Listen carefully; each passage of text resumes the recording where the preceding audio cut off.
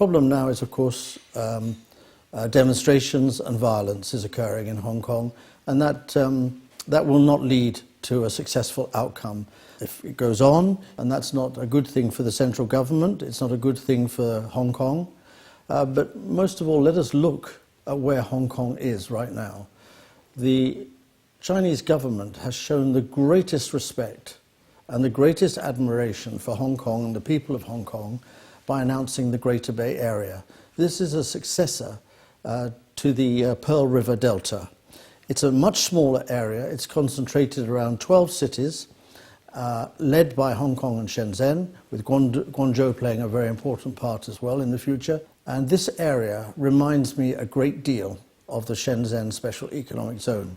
And Shenzhen Special Economic Zone transformed a small fishing village into one of the world's leading cities today. It is not an accident that companies like Alibaba, Tencent, Huawei built and developed their capability for international as well as national development in Shenzhen. It is a very open, free environment in which to grow and develop.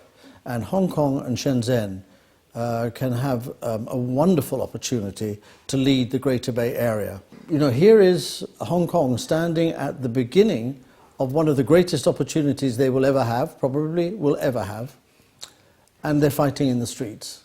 And it doesn't make sense. They need to be focused on the Greater Bay Area. They need to be working with the other 11 cities, including especially Shenzhen, to form a clear idea of how to develop a Greater Bay Area which is probably unparalleled in the world. So I say to the people of Hong Kong, now is the time to participate actively and not create a bad impression in the fellow countries and in the fellow citizens and cities of the Greater Bay Area. It's not an easy time for young people. It's a time of great change, and they have some concerns. One of them I understand very well is the enormously high price of property in Hong Kong. That creates a very great difficulty for young people to find their homes, to build their families, and that's not right. And it needs to be solved and address that problem. Hong Kong will have to go through a period of coming to terms with what has happened.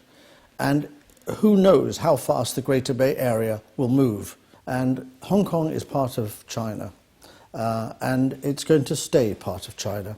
And Hong Kong and China both have their clear positions on the government and the way that the government of Hong Kong and the government of China will operate.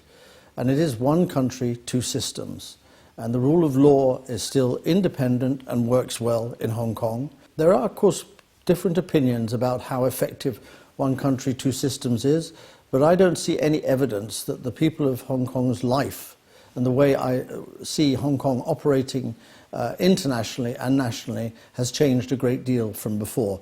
One thing is for sure, that either Hong Kong quietens down and allows the changes to be made, or it will be quietened down and then the changes will be made. One thing's for sure, the changes will happen and the opportunities will be there, but it may be that the Greater Bay Area will have moved faster than Hong Kong moves. And that's my great worry, is that the leaders of Hong Kong are not focusing on the future, they're focusing on the present.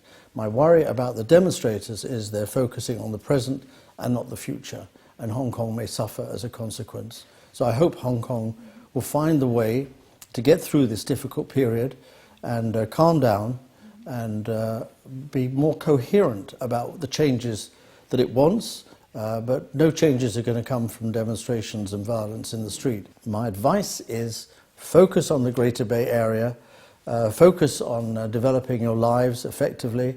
I believe the central government will listen to your concerns.